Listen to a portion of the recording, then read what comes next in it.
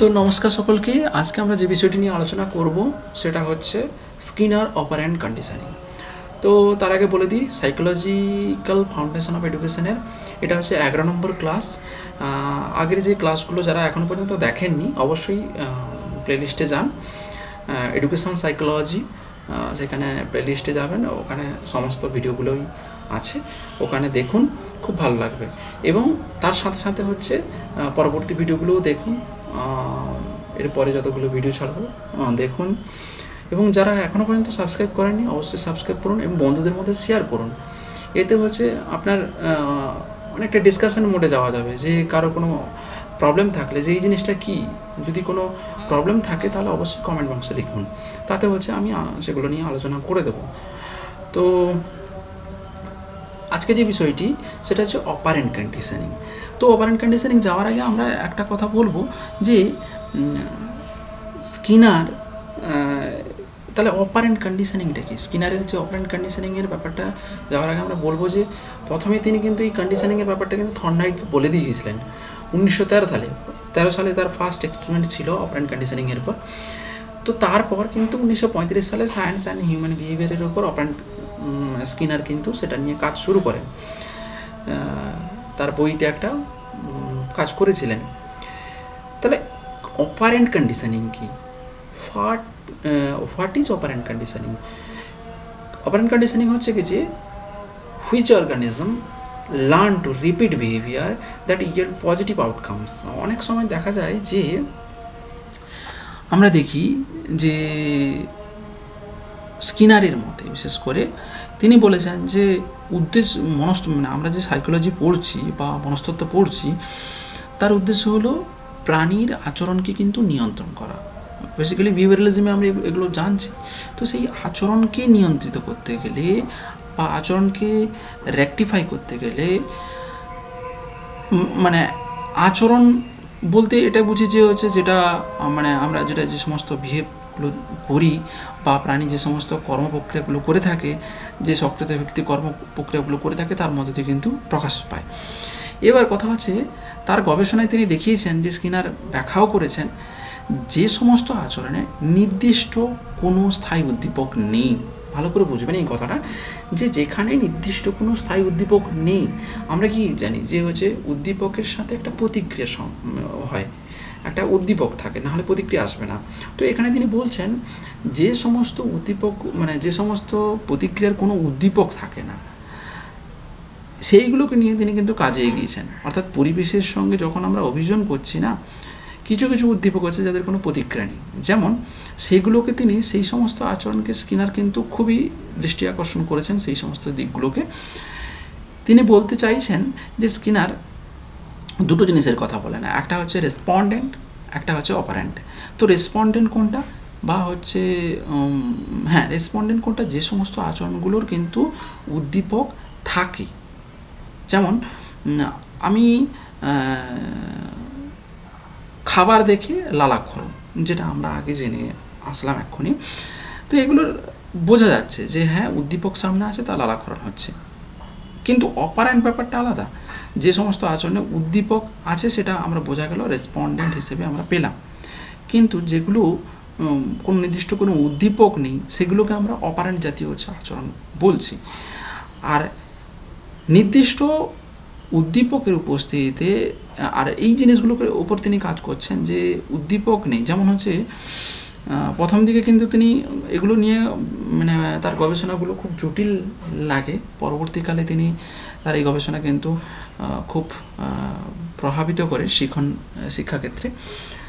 তো তিনি হচ্ছে ভলান্টারি বিহেভিয়ারের উপর কাজ করেন। সেখানে তিনি বলছেন যে হচ্ছে he works operant conditioning, operant বিহেভিয়ারের উপর কাজ করছেন, যেখানে বলা আছে নো স্টিমুলাস বেসড, এখানে কোনো স্টিমুলাস থাকছে না, acquired by the acquired by the experience. যেমন হচ্ছে কি সিঙ্গিং, ইটিং, যে খাওয়ার অভ্যাস, খাওয়ার যে প্রসেস, তিনি বলতে চাইছেন যে তার প্রসেসটার মধ্যে দিয়ে করতে চাইছেন যে খাবার তো আর এমনি এমনি হচ্ছে মুখে চলে যাবে না, খাবারের একটা প্রসেস রয়েছে, সেই প্রসেসটাকে যদি কমপ্লিট করি তাহলে সেটা ভালোভাবে ডাইজেস্ট হবে, ঠিক আছে। তো সেই প্রসেসের কথা তিনি বলতে চাইছেন, এবং সেই responses that can not be correlated with definite stimulus, তো বোঝা গেল এটা হচ্ছে কি স্টিমুলাস ইউএস হবে। যাই হোক, behaviour will ochre changes depending on the consequences. তিনি আরেকটা জিনিস কথা বলেন যে কনসিকুয়েন্সের কথা বলেন, অর্থাৎ if the consequence is favourable, যদি সেই যে ব্যাপারগুলো, সেই যে কথাটা বলছি আমরা, যে অপারেন্ট বিহেভিয়ারের কথা বলছি, সেখানে যদি কনসিকুয়েন্স ইজ ফেভারেবল হয়, মানে we tend to repeat the behaviour. যদি ফেভারেবলের মধ্যে যায় যে না হ্যাঁ এটা ঠিক, হ্যাঁ, তখন সেটা কিন্তু আমরা সেই সেটা কিন্তু রিপিট করব। If the consequence is unpleasant, অনেক সময় পরীক্ষা আসে কনসিকুয়েন্সের ব্যাপারটাও আসে, তো যদি সেটা আনপ্লেজেন্ট হয় বা হচ্ছে ব্যবহারযোগ্য না হয় বা সেটা গ্রহণযোগ্য না হয়, then we tend to refrain from doing it. বোঝা গেল? তো এই ধরনের হচ্ছে থিওরিকে অনেকে বলেছেন বা আলাদা একটা নাম রয়েছে, যেটা হচ্ছে কি ইনস্ট্রুমেন্টাল কন্ডিশনিং, যান্ত্রিক একটা অনুবর্তনবাদ যেটা বলতে পারি আমরা। এটা দু ধরনের হচ্ছে, তিনি আরও বলেছেন যে দু ধরনের হচ্ছে রেসপন্সের কথা বলছেন, একটা এলিসিটেড রেসপন্স, একটা হচ্ছে কি ইমিটেড রেসপন্ড। হ্যাঁ, এলিসিটেড রেসপন্স হচ্ছে কি কোনো পার্টিকুলার হচ্ছে স্টিমুলাসের উপর বেস থাকবে। এলিসিটেড রেসপন্স কোনো পার্টিকুলার মানে পার্টিকুলার স্টিমুলাস কোনো পার্টিকুলার এরিয়ার ওপর বেশ থাকবে। ইমিডিয়েট রেসপন্স মানে হচ্ছে যেখানে অটোমেটিক উইদিন হিউম্যান, সেখানে শুধুমাত্র হিউম্যানকে জাস্ট রেইনফোর্স করতে হবে। আমরা এগোচ্ছি যে তিনি বিশেষ করে রেইনফোর্সমেন্টের যে কথাটা বলছেন তার যে তথ্যে খুবই ফেমাস রেইনফোর্সমেন্ট ব্যাপারটাকে নিয়ে। তো অটোমেটিক সেখানে হিউম্যান, যেমন হচ্ছে কোনো এই যে গান গাওয়ার ব্যাপারটা বলছিলাম যে অটোমেটিক আমি গান ভালো পারি তাহলে হচ্ছে কি ইটস ওকে, বাট সেখানে কখনো কখনো হচ্ছে একটু রেইনফোর্সের প্রয়োজন হবে বা চর্চার প্রয়োজন হবে, সেক্ষেত্রে কী হবে, গানটা ভালো হবে আরও। তো তিনি বিশেষ করে হচ্ছে কি stimulus response type S and R টাইপের ওপর কন্ডিশনিংয়ের কথা বলছেন। দেন স্কিনারের যে টেস্টটা আমরা জানি যে একটা ইঁদুর, ক্ষুধার্ত ইঁদুরকে হচ্ছে কি রেখে একটা লিভারে মানে রেখে দিয়েছিলেন, তখন সে কিছু বিহেভ করে, তারপর একটা সময় গিয়ে হচ্ছে সেটা খুলে যায়, ঠিক আছে, তারপর সে খাবারটা খায়। তো এটা কন্টিনিউ করার পর একটা সময় দেখা যায় অটোমেটিকভাবে সে হচ্ছে তখন আর বেশি ছোটাছুটি বা লাফালাফি না করে সেটা অটোমেটিক খুলে মানে লিভারে বোতাম প্রেস করতেই হচ্ছে সঙ্গে সঙ্গে খাবার চলে আসে। তো here the reinforcement should be immediate, এখানে কী হবে, খুব ইমিডিয়েটভাবে কাজ করবে এবং কনসিকুয়েন্স হচ্ছে কী হবে, ইম্পর্ট্যান্ট ইনফর্মিং অ্যান্ড অ্যাসোসিয়েট করতে সাহায্য করবে, এবং response are voluntary emitted by organism. তো এখানে যে জিনিসগুলো আমরা জানবো সেগুলো হচ্ছে কতগুলো প্রিন্সিপালের কথা বলেন। সেটা প্রথমে হচ্ছে কোনো কাজ করার আগে বা হচ্ছে অপারেন্ট কন্ডিশনিংয়ে তিনি বলছেন যে শেপিং ইজ ইম্পর্ট্যান্ট, অর্থাৎ শেপ দেওয়া, selective and planned response for changing behaviour. যদি আমরা শেপিং মানে কি, অপারেন্ট অনুবর্তনের ক্ষেত্রে সর্বাপেক্ষা গুরুত্বপূর্ণ একটা জিনিস হচ্ছে শেপিং, অর্থাৎ প্রাণীর মধ্যে, ব্যক্তির মধ্যে আচরণ নিয়ে মানে বাঞ্ছিত আচরণের পরিবর্তন নিয়ে আসার জন্য কিন্তু সুনির্বাচিতভাবে সিলেক্টিভ প্রসেসে বা পরিকল্পিতভাবে কিন্তু মানে শক্তিদায়ক উদ্দীপকের উপস্থিতি ঘটাতে হবে, তবেই গিয়ে কিন্তু তার বিহেভিয়ার চেঞ্জ আসবে। তাহলে এটা হচ্ছে স্যাপিং, ঠিক আছে। দেন চেইনিং কি, এস্টাবলিশ দ্য সিকোয়েন্স, এই প্রসেসটা কিন্তু একটা সিকোয়েন্স মেনটেন করে হবে, যে একটার পর একটা ধাপে ধাপে এগোবে, যেটা আমি বলবো এখনই কীভাবে সেট করতে হবে বলছি এখনই।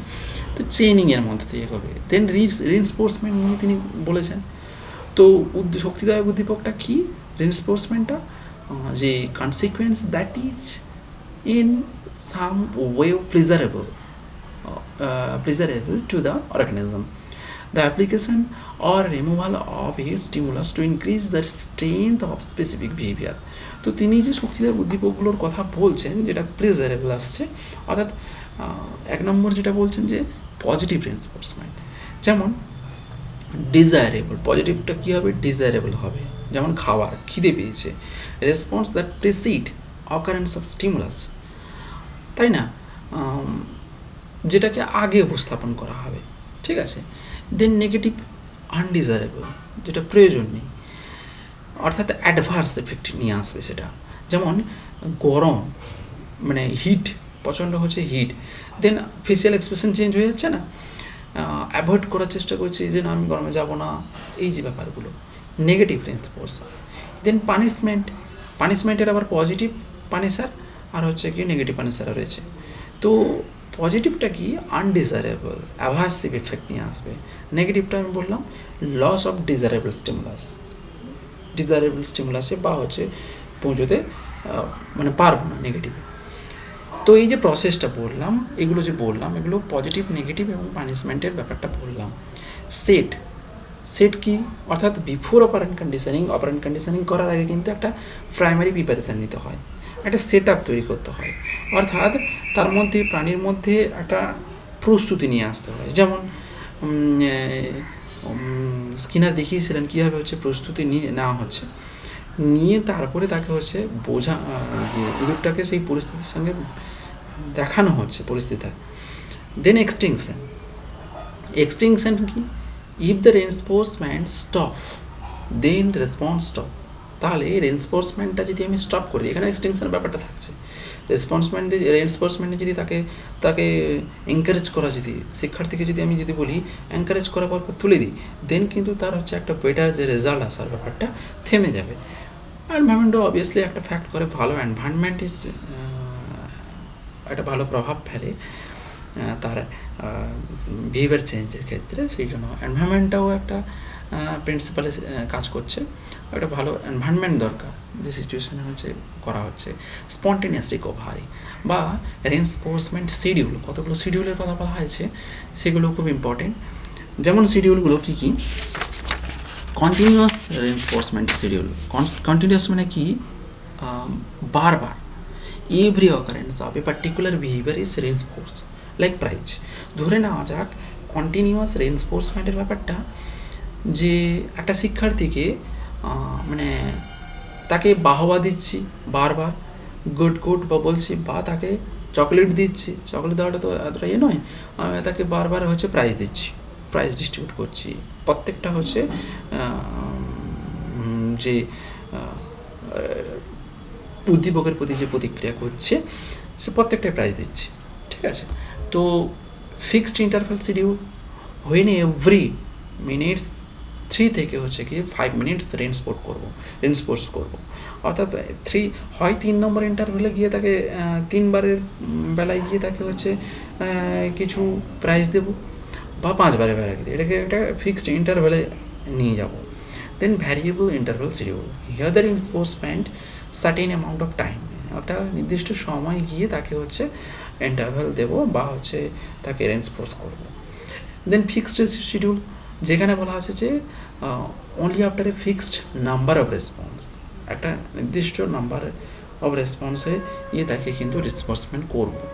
পার্মানেন্সি ব্যাপারটা কি থাকছে, acquired behaviour depend on reinforcement, এই যে বিহেভিয়ারটা অ্যাকওয়ার্ড করছি সেটা কিন্তু ডিপেন্ড হচ্ছে রেনফোর্সমেন্ট করতে, এটা পার্মানেন্সি থাকবে যদি হচ্ছে কন্টিনিউ সেটাকে চালাতে পারি বা রেনফোর্স করতে পারি। তাহলে বোঝা গেল যে তিনি যে শক্তিদায়ক উদ্দীপকের কথাটা বলছেন সেটা কিন্তু কন্টিনিউ তখনই থাকবে যখন বারবার প্র্যাকটিসের মধ্যে আসবে, বারবার রেনফোর্স করবো শিক্ষার্থীকে, তখন তা হচ্ছে বিহেভিয়ারটা একটা পারমানেন্সের মধ্যে চলবে। তো এডুকেশন অ্যাপ্লিকেশন কি অপারেন্ট কন্ডিশনিংয়ের, বিহেভিয়ার চেঞ্জ হচ্ছে। অবভিয়াসলি একটা শিক্ষার্থীকে যদি বলি পরীক্ষা ভালো দিয়েছে, যে your result is very good and now you are practicing so much and I think you much more better the next exam you prepare now. তো এই যে ব্যাপারগুলো আমি তাকে we encourage as a teacher, we encourage them, then they can change their behaviour, they can change their position, they can change their learning situation. Then we try to motivate, আমাদের অবশ্যই তাদেরকে motivate করা উচিত। Motivation একটা কাজ করে যে if you motivate your students then they can change their learning process or behaviour. Obviously যে স্যার আমাকে মোটিভেট করছে that means I can do it. তো এই যে ব্যাপারগুলো তাদের মধ্যে কিন্তু আসে, আমরা ছোটোবেলায় এগুলো কিন্তু ফেস করেছি, তো আমরা বলছি সেই জন্য এটা সবথেকে বড় ভূমিকা পালন করে কম্পিউটার অ্যাসিস্টেড ইনস্ট্রাকশান এবং আর একটা প্রোগ্রাম ইনস্ট্রাকশানের ক্ষেত্রে কিন্তু এই অপারেন্ট কন্ডিশনিংটা খুবই ভাইটাল রোল প্লে করে থাকে, যেটা টিচিং টেকনিক্সের একটা অন্যতম উদাহরণ হিসেবে আমরা এগোতে পারি। তারপরে বায়োফিডব্যাক নামটা কেউ শুনেছেন কিনা জানি না, তবে হয়তো শুনবেন। যেরকম self regulated certain bodily function, মানে নিজে থেকে রেগুলেট করছি, নিজে থেকে হচ্ছে ফিডব্যাকটাকে নিয়ে আসি, নিজের ভালো মন্দটা বুঝতে পারছি through the use of specialised equipment like skin temperature, change your voice tone. যখনই হচ্ছে গিয়ে মানে গরম লাগছে বা টেম্পারেচার চেঞ্জ হয়েছে, দেন হচ্ছে এই অস্বস্তি লাগছে, নিজের ভয়েস টোন কিন্তু চেঞ্জ হয়ে যাচ্ছে। অ্যানাদার হচ্ছে যদি টেনশনে থাকি, suppose I can not talk বা I can I try to free from some small pace, বা হচ্ছে কি কোনো একটা জায়গায় গিয়ে আমি কিন্তু ফ্রিলি সেখানে মুভ করার চেষ্টা করছি, বা কোনো একটা একা থাকতে ইচ্ছে করছে, তাহলে বা হচ্ছে মুখের হচ্ছে টোনটাও চেঞ্জ হয়ে যাবে, টেনশনের ক্ষেত্রে বলা যেতে পারে। তো এগুলো বায়ো ফিডব্যাক, নিজেকে নিজের যে ব্যাপারটা থাকছে সেলফ রেগুলেটেড করছি। সলভিং সোশ্যালি সিগনিফিক্যান্ট ইস্যুস, বিভিন্ন ধরনের সিগনিফিক্যান্ট যে সমস্যাগুলোকে আমরা সলভ করছি। তো বোঝা গেল অপারেন্ট কন্ডিশনিংয়ের কতটা গুরুত্ব, এবং সবথেকে যেগুলো ইম্পর্ট্যান্ট আমি যে বলবো যে এই যে প্রিন্সিপালগুলো খুব ইম্পর্ট্যান্ট, এবং রিইনফোর্সমেন্টের ব্যাপারটা, এলিসিড রেসপন্স কী, ইমিডিয়েট রেসপন্স কী, আর হচ্ছে রিইনফোর্সমেন্ট ব্যাপারটা খুব ইম্পর্ট্যান্ট। তো আর বিভিন্ন ধরনের যে ইন্টারভেল স্কেডিউল কী, রেশিও স্কেডিউলটা আমি বললাম, মানে এটা সম্পূর্ণভাবে প্রাণীর পারদর্শিতার উপরে নির্ভর করবে। নির্দিষ্ট সংখ্যায় হচ্ছে সঠিক প্রতিক্রিয়া করলে রিইনফোর্সমেন্ট দেওয়া হয়, এবং 2টি বা 3টি সঠিক প্রতিক্রিয়ার পর কিন্তু রিইনফোর্সমেন্টটাকে সরবরাহ করা হচ্ছে। এটা রেশিও। তো এইরকম হচ্ছে প্রত্যেকটা ইন্টারভেলে যে স্কেডিউলগুলো রয়েছে সেগুলোও পড়বেন, আর একবার হচ্ছে দরকার হলে ব্যাক করে দেখবেন আপনারা। আশা করি ভালো লাগলো আজকের ভিডিওটি। নেক্সট আমরা চলে যাব বিভিন্ন ধরনের ডেভেলপমেন্টাল ফেজ যেগুলো রয়েছে সেগুলো নিয়ে আলোচনা করব পরবর্তী ক্লাসে। আজকে এতদূর পর্যন্ত। So thank you to all of you, thank you so much. So আসছি আবার পরবর্তী ভিডিও নিয়ে, ডেভেলপমেন্টাল স্টেজেস।